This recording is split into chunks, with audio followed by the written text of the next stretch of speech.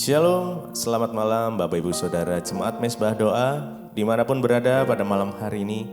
Mari kita mau sama-sama siapkan hati kita mau datang, kita mau menyembah Tuhan. Biar malam hari ini hadiratnya memenuhi setiap kita dimanapun kita berada. Mari kita sama-sama berdoa. Tuhan Yesus, kami bersyukur buat malam hari ini ya Tuhan, dimana kami boleh masih diberikan kesempatan untuk kami Mezbah doa di malam hari ini. Semuanya karena anugerah Tuhan, semuanya karena kasih-Mu ya Tuhan yang sungguh nyata. Yang percaya pertolongan Tuhan, penyertaan Tuhan nyata atas setiap kami dimanapun kami berada pada malam hari ini. Biar kami boleh menikmati indahnya kasih-Mu. Terima kasih Tuhan, terima kasih. Kami mau datang dengan segenap hati kami. Kami percaya Tuhan, Engkau selalu ada dalam kehidupan kami. Engkau Allah yang mengerti isi hati kami. Engkau Allah yang peduli setiap kami ya Tuhan.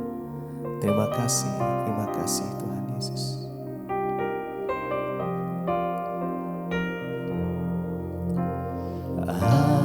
Allah mengerti, Allah peduli segala persoalan yang kita hadapi. Tak akan pernah dibiarkan ku bergumul sendiri, sebab Allah mengerti.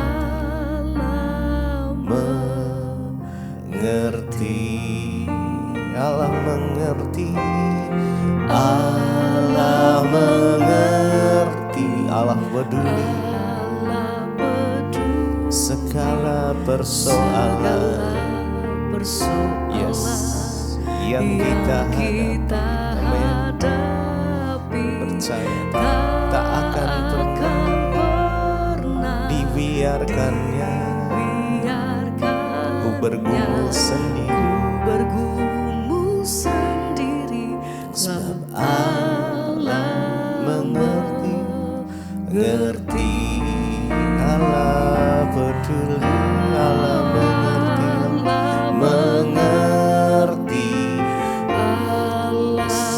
Engkau mempedulikan setiap keadaan kami.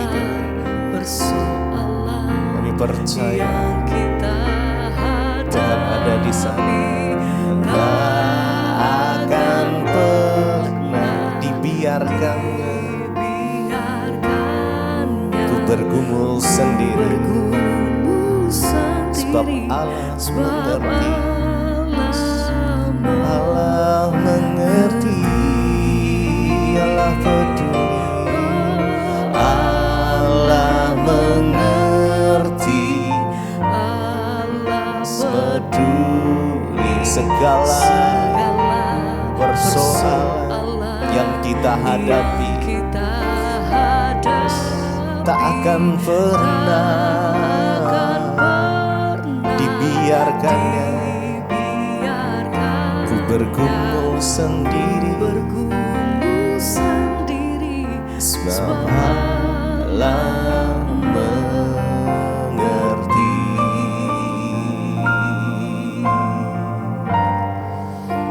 Jesus,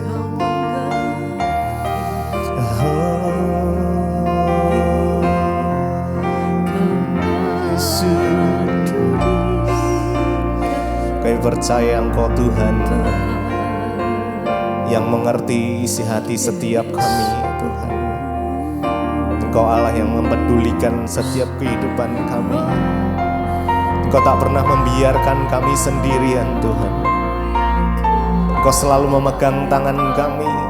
Bahkan di saat kami jatuh, Engkau pun mengangkat kami, bahkan menggendong kami Tuhan. Terima kasih ya Tuhan Yesus. Terima kasih buat penyertaan-Mu, buat kasih-Mu, kesetiaan Tuhan yang sungguh nyata kami rasakan dari hari ke hari. Terima kasih, mari sama-sama naikkan syukur-Mu, naikkan pujian penyembahan-Mu. Terima kasih ya Tuhan. Engkau baik, sungguh baik, sangat baik. Yesus Tuhan, penyertaan-Mu nyata, perlindungan-Mu sempurna. Allah mengerti. Mari dengan segenap hati, segala persoalan yang kita hadapi tak akan pernah Dia tinggalkan. Dibiarkannya ku bergumul sendiri, sebab Allah mengerti. Allah mengerti, Allah peduli.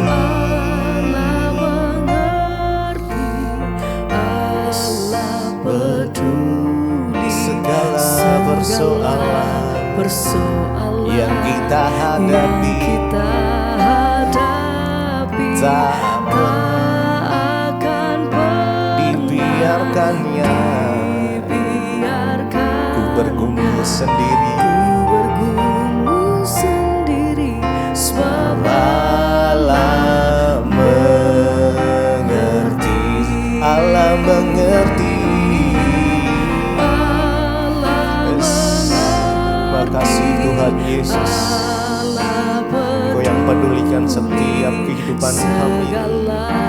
Oh Yesus, yang kita ada tak akan pernah dibiarkannya. Oh Yesus, biarkan ku bergumul sendiri, sebab Allah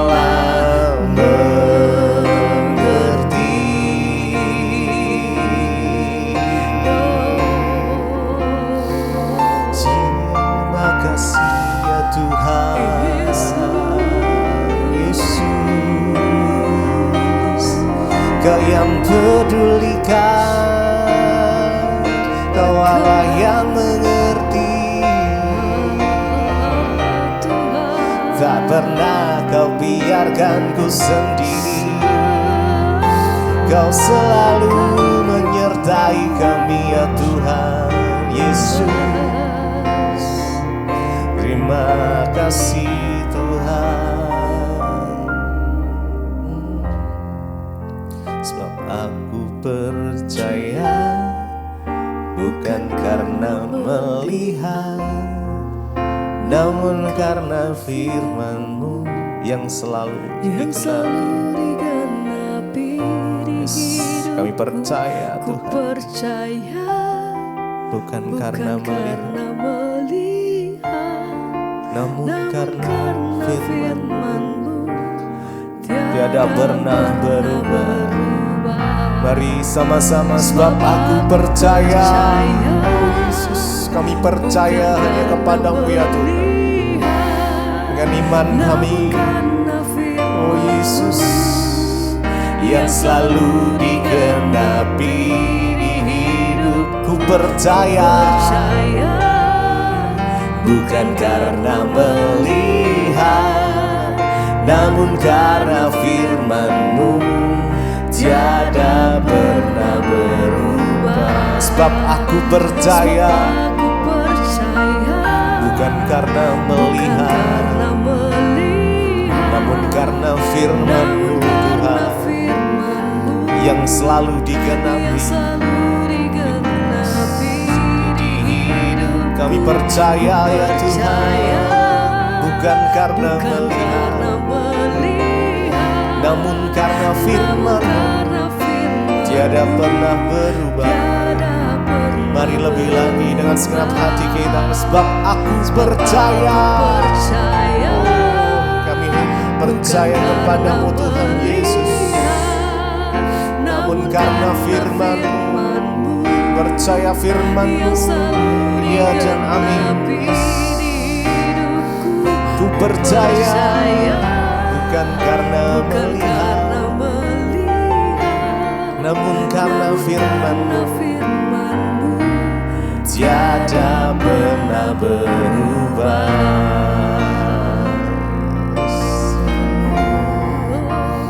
Kami percaya hanya kepada-Mu Tuhan. Firman-Mu ya dan amin. Terima kasih Yesus, terima kasih sebab aku percaya bukan karena melihat, namun karena firman-Mu yang selalu digenapi. Amin, amin. Mari dengan iman, percaya bukan karena namun karena firman-Mu tiada pernah berubah. Sebab aku percaya bukan karena melihat, namun karena firman-Mu ya Tuhan yang selalu digenapi. Percaya, kami percaya, ku percaya bukan karena melihat, namun karena firman-Mu tiada pernah berubah. Sebab aku percaya, bukan karena melihat, yes, namun karena firman-Mu, amin, yang selalu digenapi di hidupku. Oh, ku percaya Tuhan, bukan karena melihat, namun karena firman-Mu tiada pernah berubah.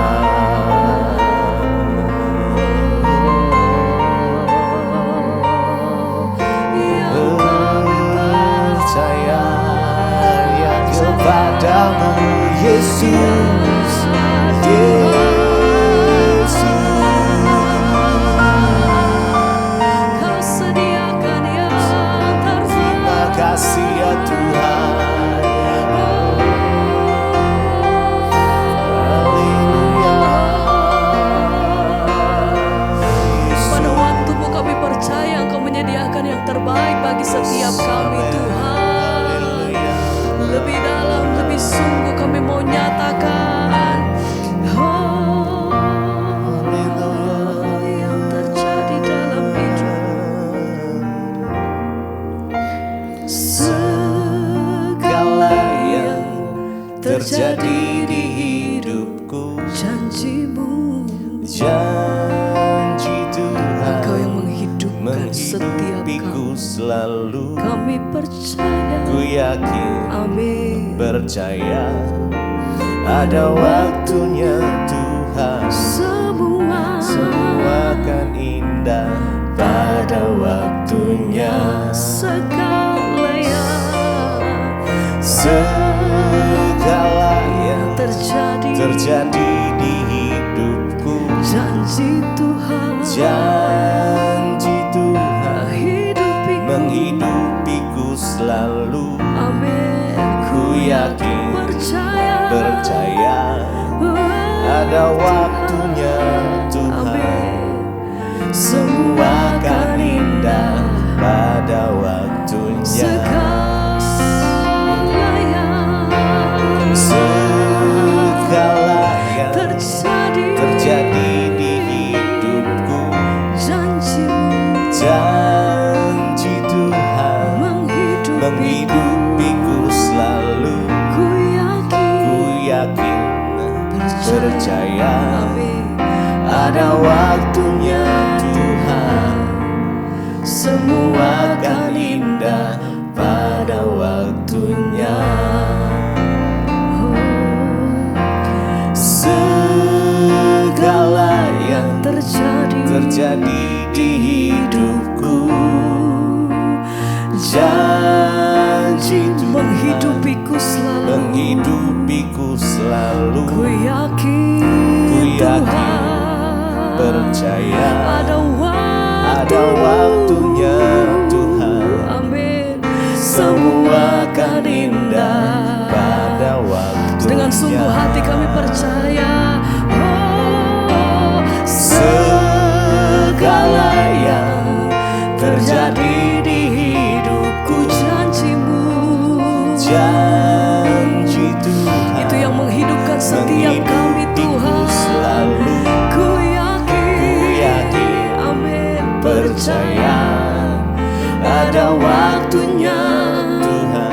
Oh, Semua akan indah pada waktunya.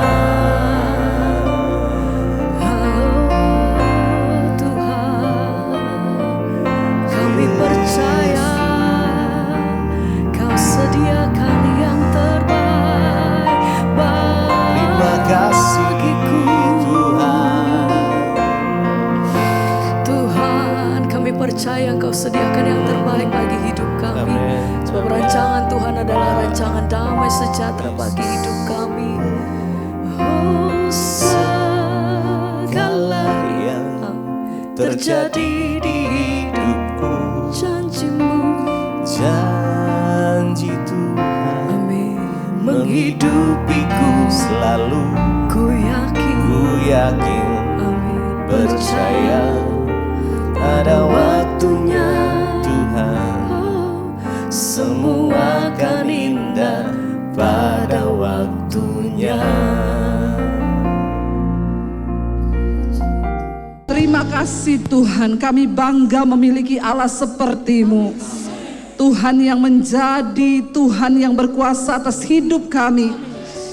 Terima kasih buat anugerah-Mu atas hidup kami.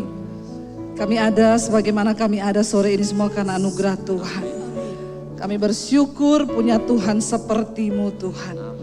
Engkau yang berdaulat atas hidup kami. Engkau yang pegang kendali atas hidup kami. Kami tahu segala yang terjadi di hidup ini Tuhan izinkan supaya kami boleh melihat kemuliaan Tuhan. Urapi hamba-Mu yang tidak ada apa-apanya Tuhan. Berbicara bagi kami lihat kebenaran firman-Mu.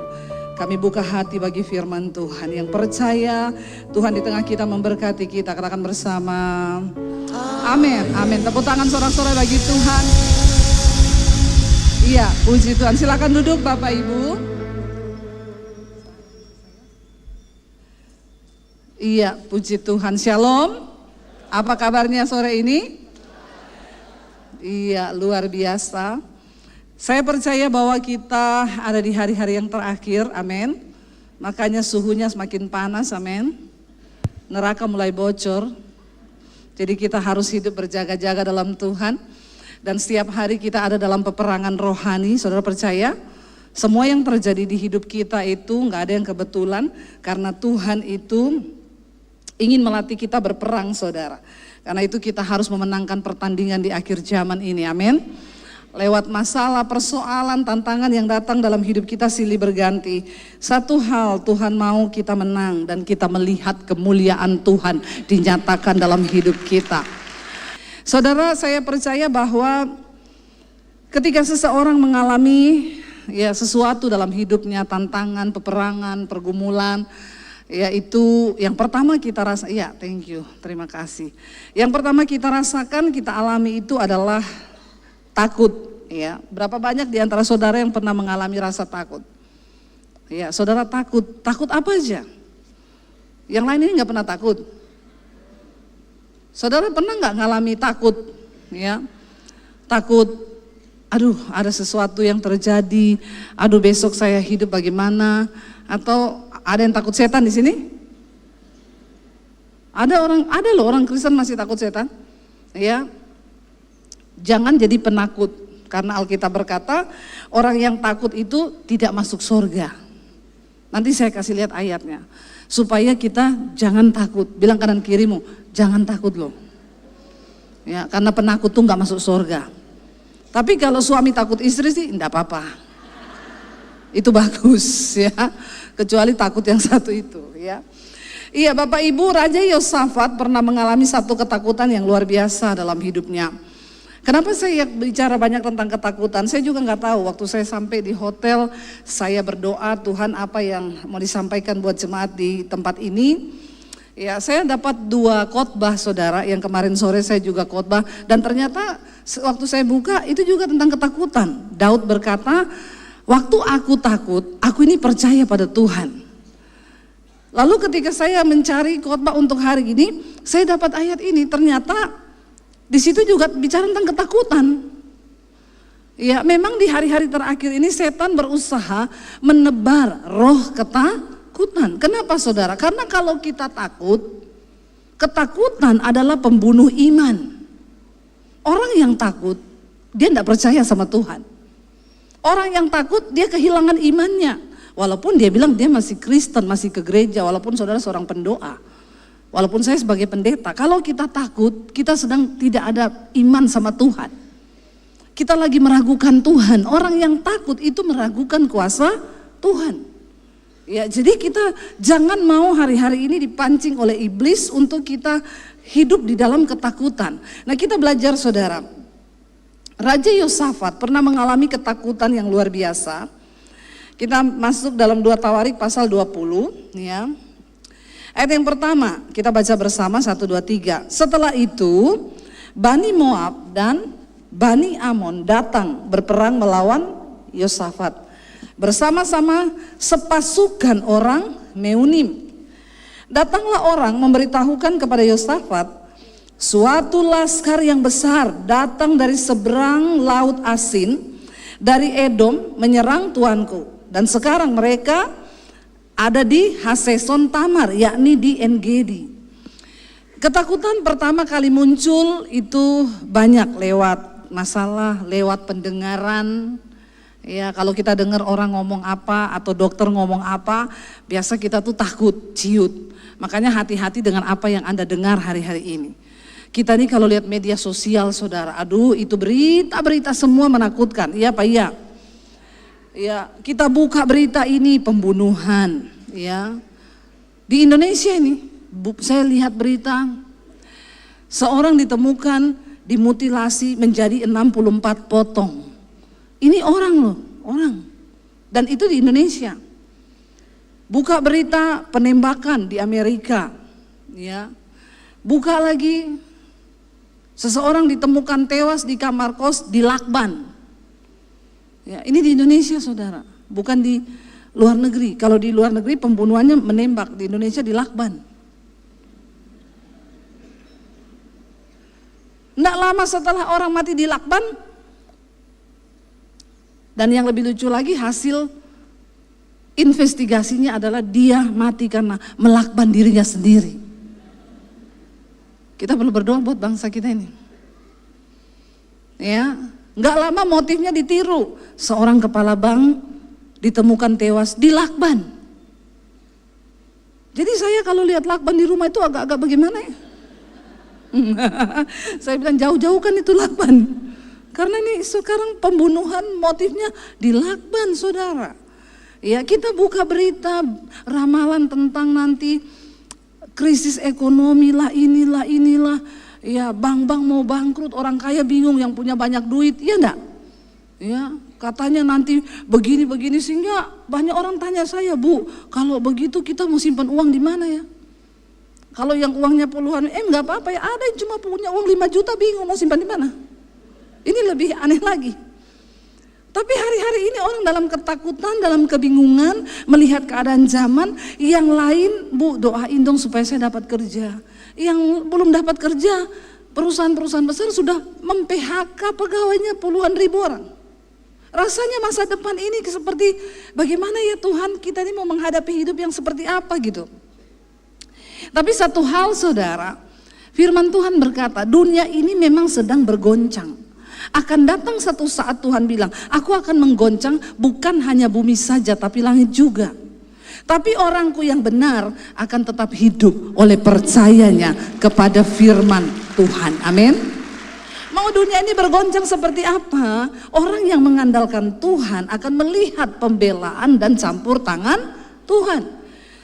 Ya, lalu ketika Yosafat dikasih tahu saudara, berita yang menakutkan. Jadi saya itu kalau pagi memilih untuk enggak dengar berita dulu.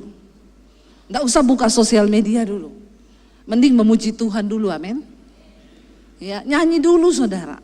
Karena bikin sakit kepala, karena apa yang masuk, yang kita dengar di telinga kita, itu turun di alam bawah sadar kita. Dan tanpa kita sadari, itu menimbulkan roh ketakutan, kekhawatiran, saudara. Ketika Yosafat mendengar ada orang bilang, "Raja, gawat raja, ada laskar yang besar sedang menuju ke sini." Itu mereka Edom ya dan Bani Amon, mereka sedang menuju ke sini dan sekarang mereka sudah sampai di En-Gedi. Kira-kira kalau saudara jadi Raja Yosafat, apa yang akan saudara lakukan? Yosafat itu juga manusia biasa sama seperti kita. Ada satu laskar yang besar yang sedang menuju ke sini. Kalau raja pada umumnya mendengar berita akan datang serangan, kalau raja pada umumnya apa yang dia akan lakukan menurut saudara? Tolong saudara bantu saya berpikir. Ada yang tahu? Dapat sepeda loh. Di bawah ada sepeda, ambil aja. Menurut saudara, kalau dia raja normal, raja seperti pada umumnya, yang akan dia lakukan pertama apa? Siapkan pasukan, ambil sepeda di bawah ya. Nggak tahu sepedanya siapa itu, ambil aja. Ya, dia siapkan pasukan, betul. Itu pada umumnya kan. Panggil panglima perangnya toh. Siapkan pasukan, kita atur strategi. Itu raja yang normal. Kita pun kalau mengalami begitu kenapa? Karena waktu telinga mendengar sesuatu dikirim ke otak. Otak langsung berpikir mencari solusi. Itu normal. Siapkan pasukan, siapkan senjata. Kita akan atur strategi. Bagaimana caranya untuk melawan mereka. Tapi Alkitab berkata begini, ayat 3 berkata begini. Waktu Yosafat dengar, ayat 3 baca sama-sama. Yosafat menjadi berani? Oh takut. Ternyata Yosafat raja sama seperti kita juga. Masih punya rasa. Saudara pernah takut? Kalau enggak pernah saya doakan Anda terangkat hidup-hidup ke surga hari ini. Karena Anda luar biasa berarti. Yang namanya manusia pasti pernah punya rasa takut. Takut mati, siapa yang masih takut mati angkat tangan? Wih enggak ada, semua sudah siap mati jemaat di sini ya. Yang masih takut, ada orang takut mati. Berpikir, duh kalau saya mati gimana, duh kalau mati gimana, kalau gini, apa-apa dipikir mati. Yang takut masa depan ada. Seperti halnya kita, Yosafat juga manusia biasa. Waktu dia mendengar ada laskar yang besar datang untuk menyerbu, dia langsung dikatakan Yosafat menjadi takut, ya. Dan itu normal. Memang Tuhan menciptakan dalam diri kita ini ada hormon yang bekerja, waktu telinga mendengar atau pikiran merasa, itu langsung dikirimlah itu. Sehingga ada ketakutan yang muncul. Ketika ketakutan muncul, orang berpikir, saya akan cari solusi. Tapi dikatakan di sana Yosafat menjadi takut. Waktu dia takut, dia nggak panik, dia nggak bingung, dia nggak cari pasukan, dia nggak telepon raja teman-temannya kerajaan lain. Bantu dulu dong, aku ini mau diserang sama Bani Amon. Ya aku mau diserang ini. Tolong kamu kirim dong pasukan ke saya, pinjam senjatamu. Saudara, waktu engkau takut, siapa yang kau cari? Misalnya besok mau jatuh tempo. Saudara pernah rasakan ketakutan mau jatuh tempo enggak? Enggak pernah? Banyak ya? Ya, puji Tuhan berarti Anda normal. Ya, saya juga dulu merasakan. Karena ada dua hal yang membuat jantung berpacu dengan cepat. Jatuh cinta dan jatuh. Makanya ada pasien datang sama dokter, dok jantung saya akhir-akhir ini berdebar-debar loh. Saya nggak tahu kenapa, coba cek darah. Normal bu, coba cek ini normal. Wah dokter bilang pulang cek saldo. Ternyata benar saldonya di bawah rata-rata. Makanya berdebar-debar jantungnya. Saudara, ya ketika kita ini akan menghadapi sesuatu, lalu ada rasa takut nih. Saya mau tanya, yang saudara cari siapa? Halo, mertua? Kita soan yo. Saya kemana? Ke rumah bapak. Ngapa? Ya ceritakan masalah kita. Siapa tahu Bapak bisa bantu. Ada yang begitu di sini, enggak usah angkat tangan. Di dalam hati saja. Berani kau angkat tangan, saya baptis ulang, saya rendam 15 menit. Supaya buka mata langsung di rumah Bapak di surga. Lebih baik tubuhmu binasa tapi jiwamu selamat. Ada orang-orang begitu. Ketika ada ketakutan muncul, langsung berpikir, telepon siapa ya? Kakak ipar ah. Telepon kakak ipar sih, siapa tahu iso bantu. Telepon siapa? Ada temanku kaya. Temanku bisa tolong kita nanti, coba telepon dulu. Rasa takut seringkali mengendalikan sikap hati untuk kita membuat satu respon. Lalu kita terpancing untuk berbuat respon, lalu kita telepon orang, boleh pinjam duit enggak? Saya tuh paling takut kalau terima WA gini saudara. Masih ingat aku enggak sis? Aduh itu WA terhoror. Kamu sekarang luar biasa ya. Ini orang-orang yang enggak pernah WA, enggak kita tahu tiba-tiba masih ingat aku enggak? Kita tahu ujung-ujungnya apa? Jadi saya bilang gini, kebetulan saya kena amnesia tadi malam. Jadi saya enggak ingat kamu. Daripada kita berdosa saudara, repot ini yang begini. Sekarang banyak orang tidak pakai iman, enggak pakai pengharapannya kepada Tuhan, tapi dia coba tolong Tuhan. Makanya saya selalu bilang, tidak semua orang Kristen akan melihat mujizat. Karena iman itu ada harga. Ya, atau ketika besok menjatuh tempo, kita langsung hubungi, menyelesaikan masalah tanpa tahu ya, member ya semuanya ya. Haleluya ya, banyak membernya di sini ya. Ya, banyak saudara orang yang lari dulu ke tempat lain. Saya pernah waktu itu, ya, saya butuh uang saudara. Besok saya harus bayar sesuatu. Ini otak saudara udah macam-macam nih. Karena tubuh berespon, rasa takut membuat otak ini berpikir, cari solusi. Ada bisikan begini, telepon kakak iparmu, pinjem dulu. Nanti kan toh kamu ganti kalau ada uang. Saya ini sudah mau ambil HP saudara, sudah mau WA nih. Tiba-tiba ada suara yang ngomong gini, kamu tuh hamba Tuhan. Hamba Tuhan itu jangan pinjam uang, kamu bikin malu Tuhan. Jadi kalau ada pendeta yang pinjam duit, suruh dia doa saudara. Amin. Iya. Saya terlalu percaya kita punya Tuhan yang sanggup, yang mampu, yang berkuasa, yang sanggup melakukan segala perkara yang gak pernah kita pikir Tuhan bisa buat asal kita mengandalkan Tuhan.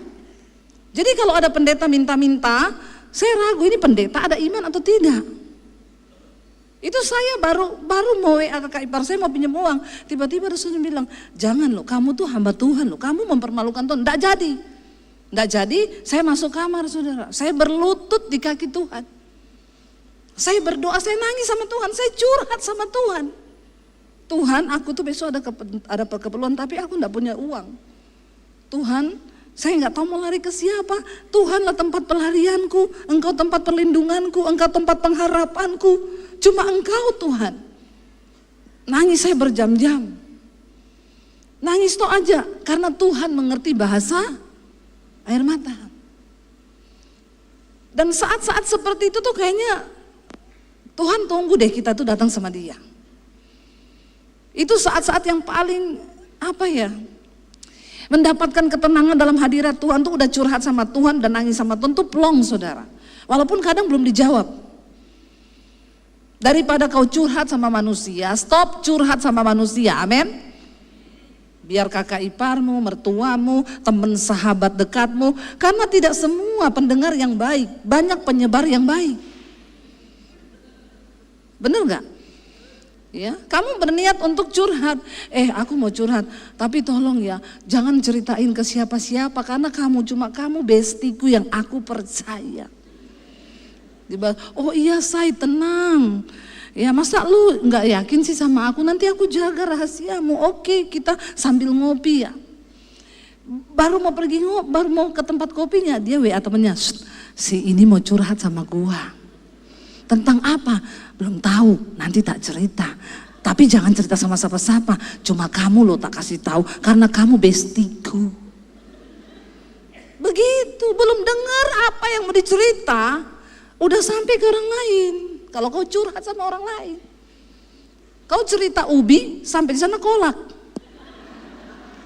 Udah ada gulanya, ada santannya, ditambahi bumbunya. Malah jadi salah hidupmu, ribet dan ruwet.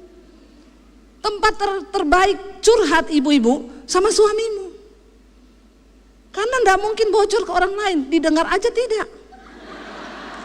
Iya enggak ibu-ibu? Setuju enggak? Jangan tepuk tangan dong buat suamimu.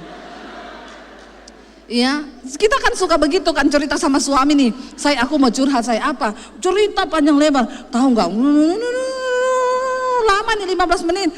Menurutmu gimana? Gimana tadi?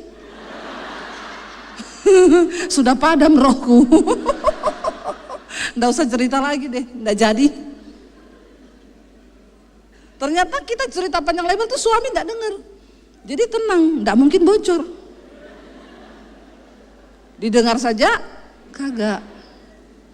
Nggak apa-apa saudara, lebih baik curhat sama Tuhan. Saya datang sama Tuhan hari itu saya nangis, Tuhan saya nggak mau pinjem uang, tahan aku Tuhan untuk melakukan sesuatu yang tidak berkenan sama Tuhan. Cegah aku Tuhan, saya nggak mau mempermalukan Tuhan, aku ini hamba Tuhan. Begitu amin, anak saya pulang sekolah, Mam, HP-mu tuh loh ketinggalan di bawah, bunyi terus dari tadi telepon. Iya Mami tadi lagi doa, ini loh coba, saya buka udah telepon berapa kali tuh. Dan dia ada WA, Shalom Bu Debi, iya Bu saya dari perusahaan ini yang sering Ibu pelayanan. Kenapa ya? Saya bilang saya nggak ada jadwal kan hari ini. Enggak Bu, enggak ada jadwal. Cuma gini, perusahaan kami ini diberkati, jadi bos saya minta nama-nama pendeta yang sering isi di sini. Sama tolong Bu nomor rekeningnya dikirim ya. Dia mau berbagi berkat sama pendeta-pendeta yang khotbah di sini. Kok enggak wow saudara?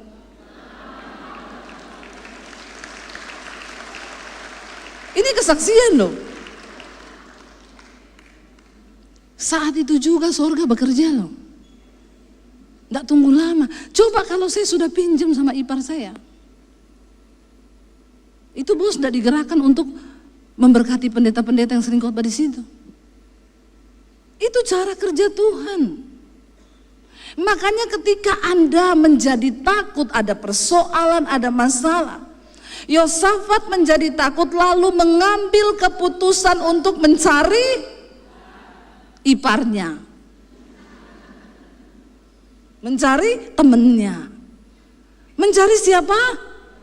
Tuhan. Memang ngomong percaya beriman kepada Tuhan itu tidak semudah ketika kita ngomong di gereja. Ditanya kamu percaya Tuhan? Oh percaya. Tidak segampang itu percaya. Kenapa? Orang lebih percaya penggadean daripada Tuhan. Kenapa?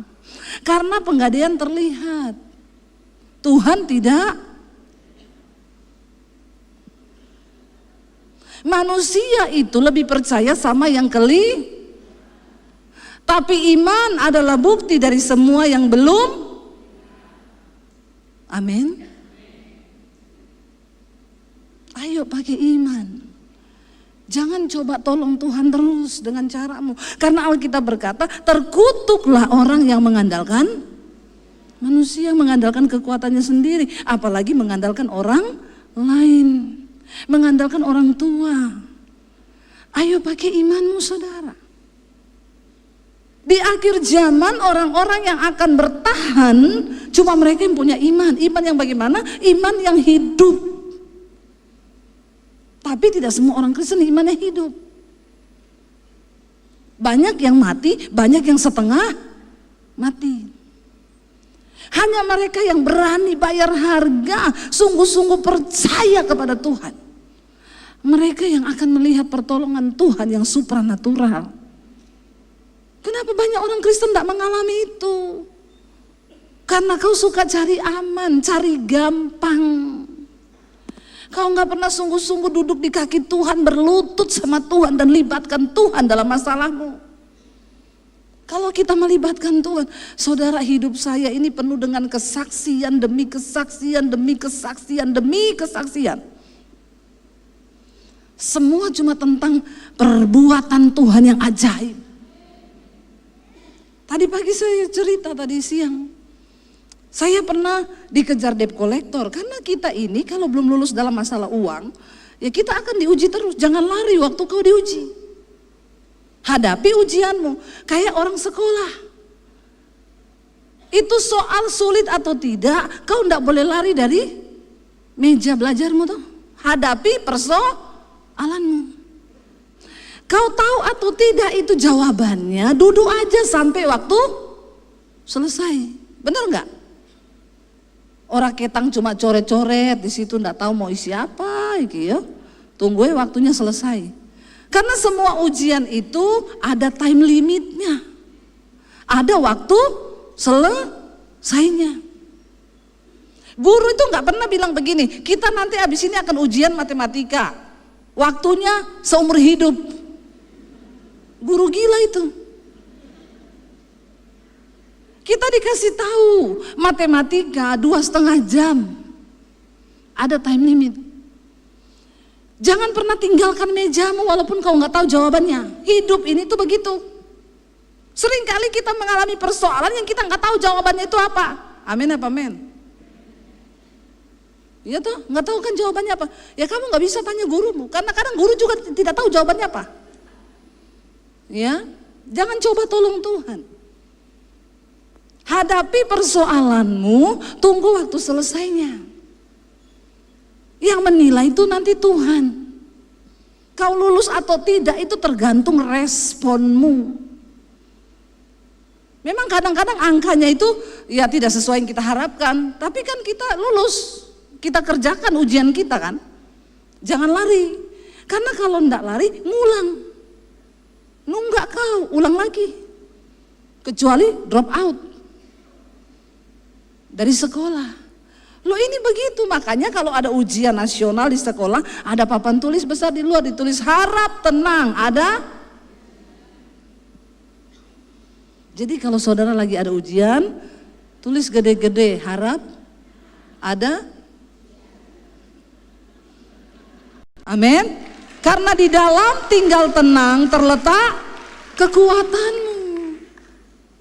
Kalau ada ujian, tenang aja, enggak usah banyak mulut, enggak usah banyak curhat. Duduk di kaki Tuhan, tenang. Biar Tuhan yang menilai, biar Tuhan yang memimpin. Hadapi persoalanmu, duduk sampai waktunya selesai. Nanti Tuhan punya cara. Ya, saya tadi pagi bersaksi, kita ini enggak bisa bayar cicilan rumah. Karena kita enggak punya uang saat itu memang. Ya, lalu saya berdoa sama Tuhan. Tuhan, gimana ya? Ya, kita gesek kredit card, ambil tunai untuk bayar cicilan rumah. Kredit card menumpuk, bayarnya jatuh tempo terus lewat, kena bunga itu.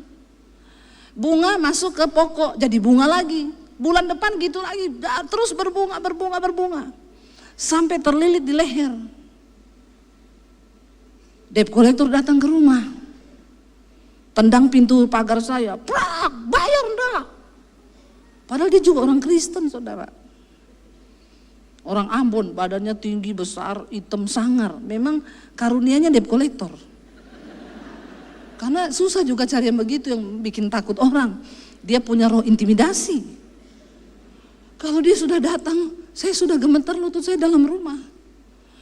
Saya bilang, Pak, saya bukan enggak mau bayar loh, tapi memang enggak ada yang buat bayar. Kamu itu ya pendeta enggak bayar utang, bukan, saya enggak mau bayar. Lalu dia telepon semua gereja-gereja yang undang saya. Saya dipermalukan, saudara. Mental saya dimatikan, supaya kan dia tahu kalau gerejanya telepon saya malu. Nanti saya akan usaha bagaimana cari uang untuk tutup. Teman saya WA, SMS saya, Bu, ibu ada utang toh. Kok ibu tahu? Ini debt collectornya telepon ke gereja soalnya. Itu gereja yang undang saya, saudara. Kalau saudara jadi saya gimana coba?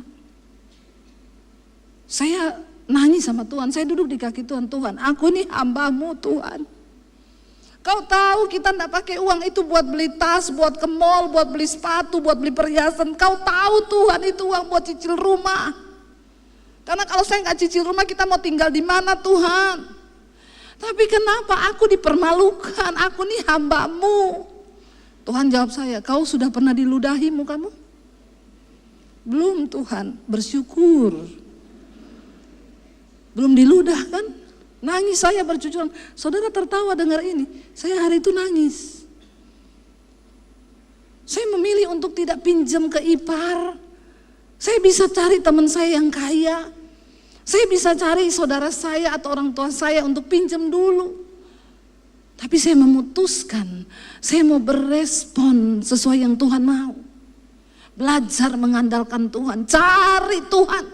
Yosafat mengambil keputusan untuk mencari Tuhan. Bukan bikin strategi, cari solusi sesuai otak.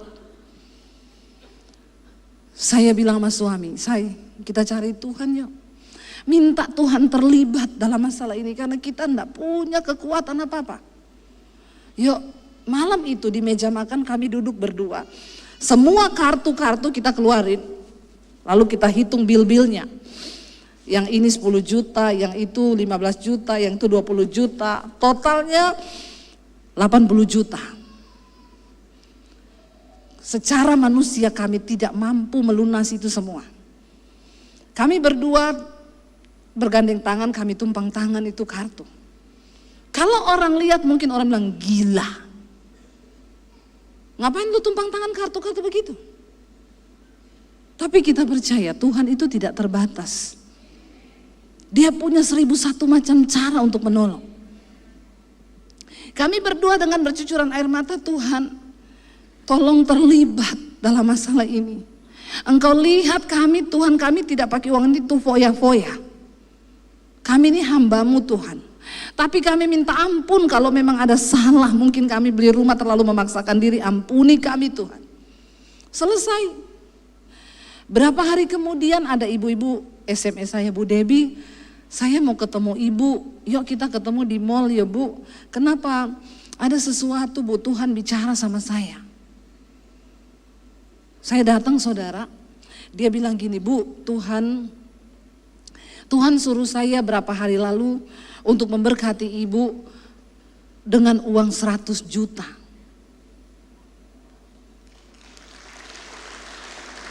Saudara, menurut saudara itu masuk akal? Itu enggak masuk akal saudara. Tapi kita gak usah berkuar-kuar sama orang. Kau cukup curhat sama Tuhan karena Tuhan bilang diberkatilah orang yang mengandalkan. Tapi terkutuklah orang yang mengandalkan manusia. Saya yakin waktu kita nangis bercucuran air mata dan bilang Tuhan kami tidak lari ke siapa-siapa, kami minta Engkau terlibat. Itu saudara Tuhan panggil malaikat, itu malaikat proposalnya Debbie Basir mana?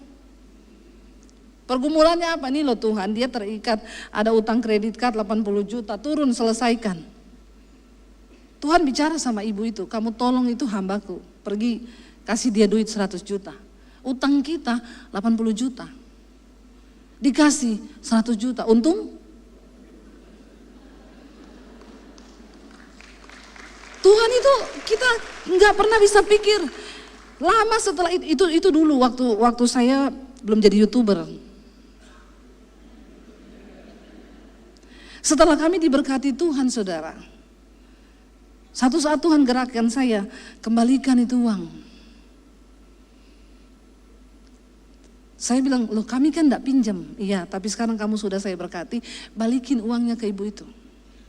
Saudara, kalau kau ada utang, saya mau bilang nih, enggak usah angkat tangan ya ada utang. Dalam hati saja.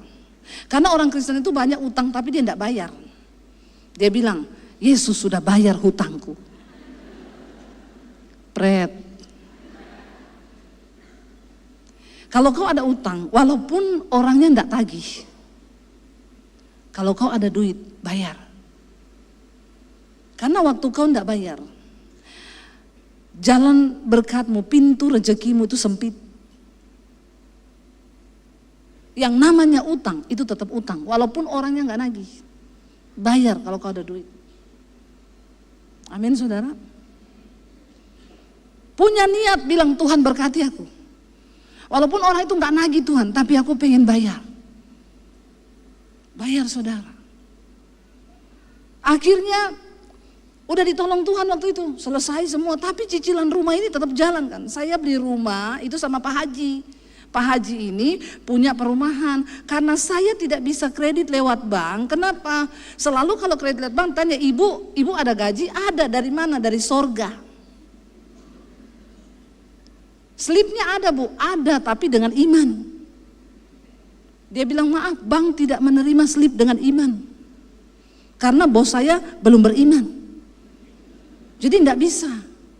Jadi gimana? Ya nggak bisa, ibu nggak bisa kredit. Kami nggak bisa beli apa-apa kredit karena nggak ada slip gaji. Pak Haji itu jual rumah, dia baru bangun berapa rumah dekat rumah kontrakan saya. Saya bilang, Pak Haji saya pengen beli rumah nih Pak. Terus, tapi saya nggak ada slip gaji Pak, jadi saya nggak bisa lewat bank. Oh nggak apa-apa, ibu cicil aja lewat saya langsung, karena saya ini pegawai bank Bu. Tapi maaf ya Bu, kita modal kepercayaan aja, cuma ibu saya hitungkan tetap bunga bank. Oh enggak apa-apa Pak Haji, cuma enggak usah persyaratan slip gaji, enggak usah lah, aman lah, kita tetangga. Jadi setiap bulan saya tetap nyicil. Nah kredit card selesai nih. Tapi cicilan rumah kan saya udah enggak mau lagi gesek kredit card. Tuhan, piye ini Tuhan? Saya berdoa memohon sama Tuhan, Tuhan tolong lunasi Tuhan. Ya, masa aku sudah bersaksi bisa beli rumah di Jakarta, sekarang ini harus saya balikin rumah ini. Saya bilang gini, Pak Haji boleh nggak minta tolong diturunin cicilannya. Waktu itu saya terlalu gegabah mengambil keputusan sebulan 12 juta. Boleh nggak turunin separuh aja Pak, 6 juta. Nggak bisa Bu, ibu rumah itu banyak yang mau. Kalau ibu sudah nggak bisa bayar, ibu keluar aja, saya mau jual ke orang lain. Astagfirullah, subhanallah. Saudara, itu setiap kali Pak Haji telepon saya nggak berani angkat. Karena saya nggak tahu mau jawab apa. Ini terlambat terus. Akhirnya saya bilang gini, Tuhan ampuni saya kalau saya terlalu memaksa Tuhan. Kalau memang terpaksa rumah ini harus saya jual. Saya rela Tuhan, saya nggak perlu malu, orang bilang apapun sudah, saya nggak boleh malu daripada saya jadi batu sandungan. Oke. Saya sepakat dengan suami, kita jual ya wes enggak apa-apa. Saya WA, saya masuk ke inbox salah satu orang di Facebook. Saya nggak tahu rumahnya di mana saudara. Dia juga tidak tahu rumah saya di mana. Kita tahu, kita kenal lah, saya pernah khotbah beberapa kali di gerejanya dia ada. Lalu saya bilang gini, Bu, saya mau jual rumah. Ibu mau beli nggak rumah saya? Tapi gini Bu, sebelum ibu bayar, ibu bisa tolong saya enggak? Saya ini punya sisa utang sama Pak Haji 450 juta. Ibu lunasi dulu, nanti sertifikat saya ambil, saya antar ke rumah ibu. Setelah itu kita bicara harga rumah ini. Deal, ibu baru lunasi sisanya. Atau begini Bu, ibu bayar dulu ke Pak Haji, setelah itu saya jual. Nanti keuntungan dari penjualan rumah ini kita bagi 2. Kalau ibu nggak butuh rumah. Yang penting ibu tolongi dulu, talangi ke Pak Haji nih. Tapi kalau ibu mau beli ya saya serahkan sertifikatnya ke ibu. Oh iya Bu Debbie, nanti saya coba bicara dengan suami ya. 3 hari enggak ada kabar. Pak Haji udah, Bu angkat telepon Bu. Udah jatuh tempo ini. Saya nggak berani angkat telepon. Hari ketiga telepon saya bunyi. Ibu itu malam-malam jam 11. Bu, maaf ya saya baru ingat masalah ibu, baru saya cerita sama suami saya tadi. Ini suami saya mau bicara sama Bu Debbie ya, iya. Suaminya cuma tanya gini, Bu Debbie itu surat-suratnya lengkap Pak, sertifikat ada, semua ada. Ya udah Bu, besok tolong kirim nomor rekening ibu ya, nanti saya transfer uangnya jam 8 pagi. Saya bilang, ini orang beneran gak sih 450 juta, dia enggak lihat rumah saya loh. Terus suami saya bilang, ya enggak mungkin, ya masuk itu uang gede loh saya. Ya, ini peristiwa 15 tahun lalu di Jakarta. Ya udah, ya kita mengalir aja, saya kirim nomor rekening saya. Jam 10 pagi dia WA, Bu, tolong dicek sudah masuk belum? Saya sudah transfer 450 juta. Saya lihat, iya pak, sudah masuk pak. Ibu apa butuh apa lagi nanti kabari saya. Enggak pak, sudah selesai.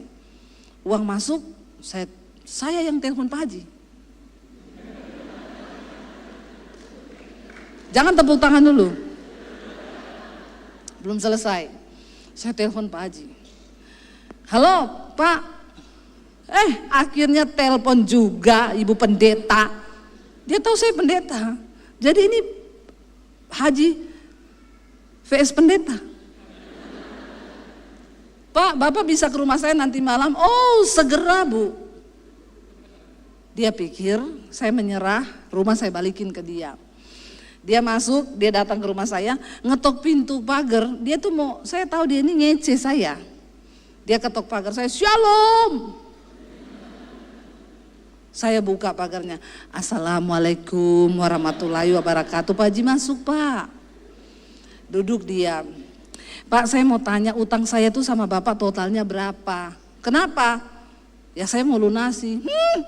Ada duit. Bayar cicilan aja 12 juta enggak bisa, dikurang-kurangin 6 juta, sekarang mau dilunasi, itu totalnya masih 450 jutaan Bu. Iya Pak, nanti saya bayar lunas semua. Ibu dapat uang dari mana? Saya bilang ada teman saya, bantu saya, dia transfer, itu siapa Bu? Ibu tahu rumahnya? Enggak. Dia tahu rumah Ibu? Enggak. Pak Hajinya melongo lihat saya terus gini, haleluya ya. Saya bilang alhamdulillah Pak. Saudara, akhirnya kita serah terima di notaris, semua dikasih ke saya sertifikatnya. Saya telepon ibu itu sama suaminya, Bapak Ibu tolong kirim alamat, saya mau ngantar sertifikat ke rumah Bapak. Oh sudah selesai semua ya Bu? Sudah. Ibu simpan aja sertifikat itu, Ibu pegang aja. Terus tunggu, jangan dulu. Oh begitu ya Pak, ini enggak usah diantar, enggak usah. Terus gimana Pak, saya bayarnya ke Bapak itu gimana, kita cicil apa gimana? Bu, yang lama sudah berlalu, yang baru sudah datang. Itu berkat buat Ibu. Saudara, Tuhan itu ya kalau mau menolongi cuma kayak begitu. Tapi kita ini udah ketakutan. Tapi jangan seneng dulu, saya cicil sampai lunas rumah itu. Saya nggak mau gratis. Saya cicil sampai lunas. Ya, biar mereka melihat kemuliaan Tuhan. Tuhan itu ajaib. Jangan punya mental meminta-minta, mental gratisan. Orang Kristen tuh suka sekali kalau gratis. Kau kalau cuma suka-suka yang gratis nggak diberkati hidupmu. Prinsip diberkati Tuhan itu harus menabur juga, amin. Kalau pelit nggak diberkati. Lihat orang susah, tabur, amin. Iya.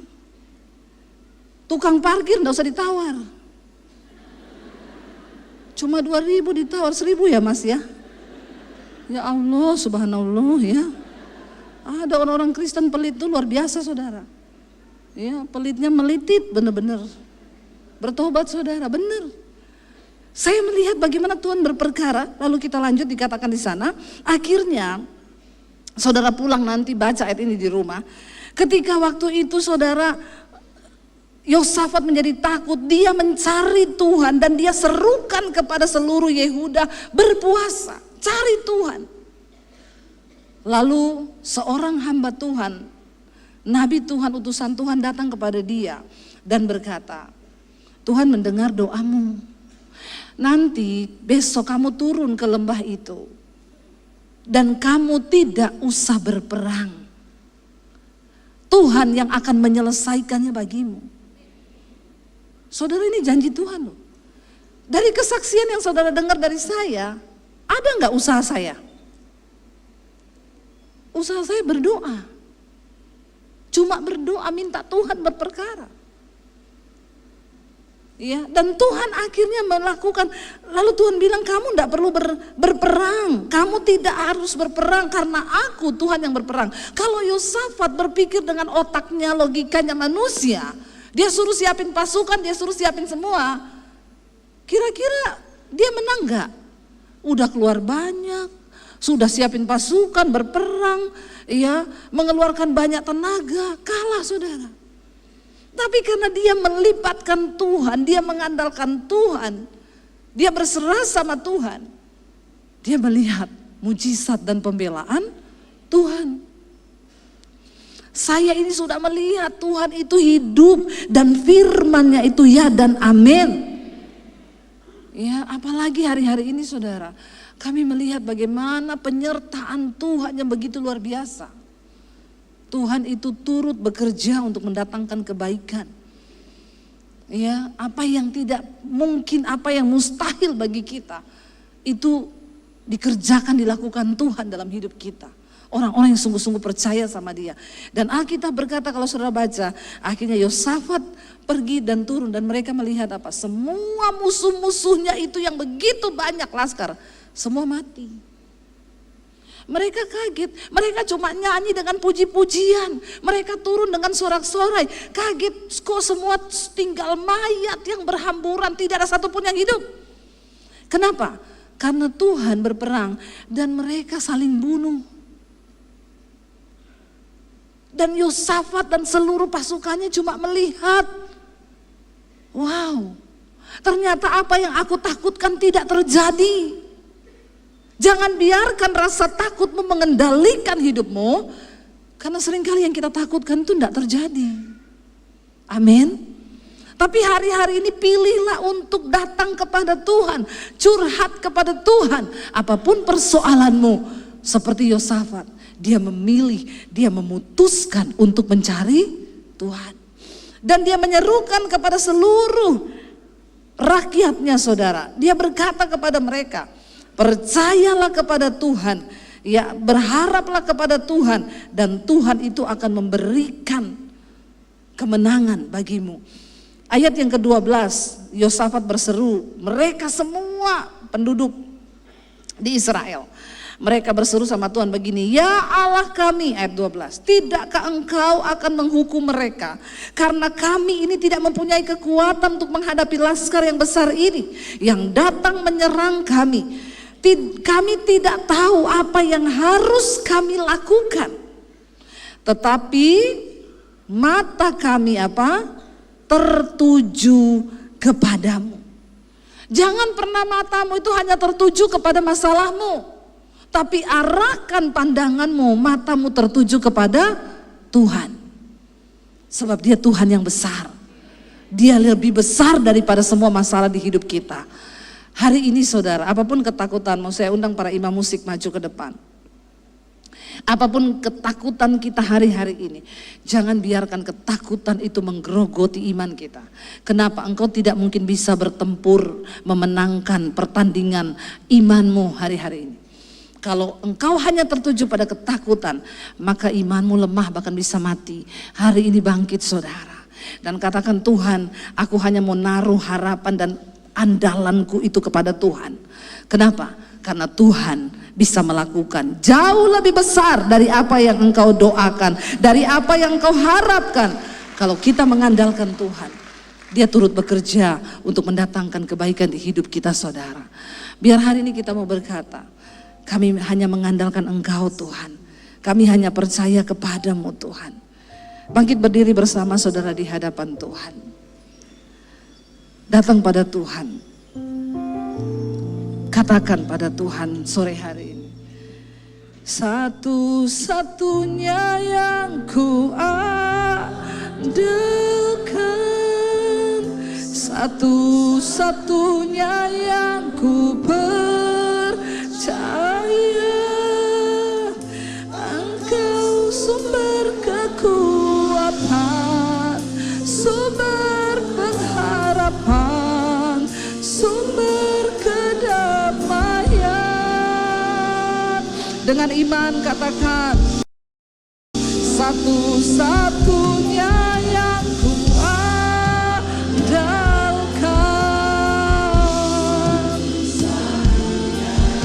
ku percaya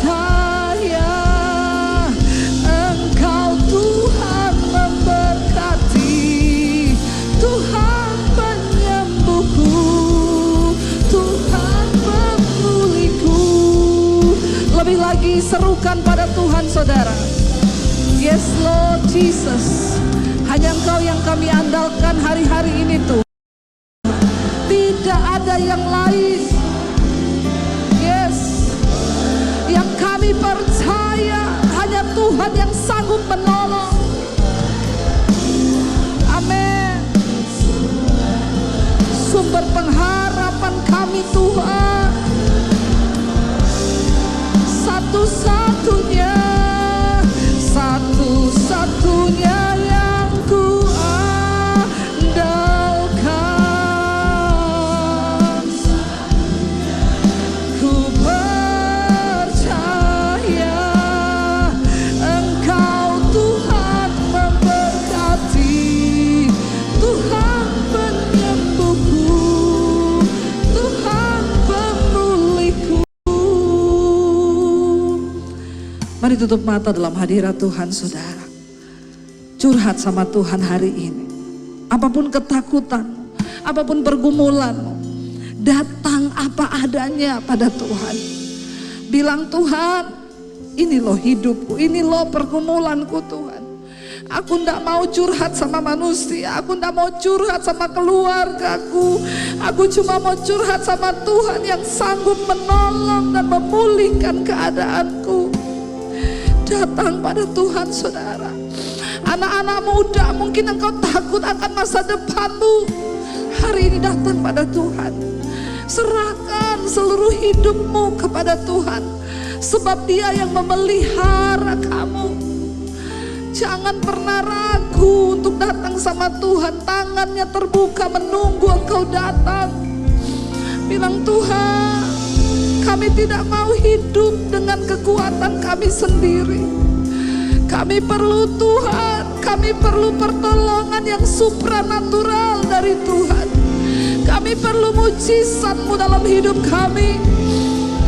Sekalipun ada laskar yang besar di depan kami, mungkin itu penyakit kami, masalah keuangan, ekonomi kami mau percaya, kami putuskan hari ini untuk mencari Tuhan.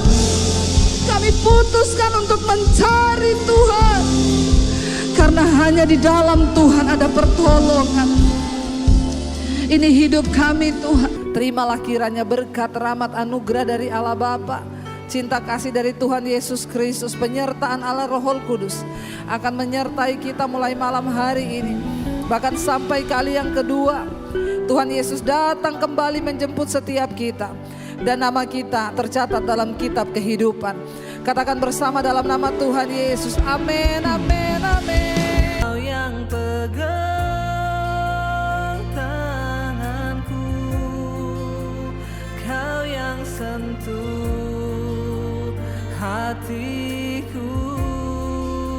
Selamanya ku cinta Kau Yesus. Selamanya ku menyembah-Mu. Kau yang pegang tanganku, Kau yang sentuh hatiku. Selamanya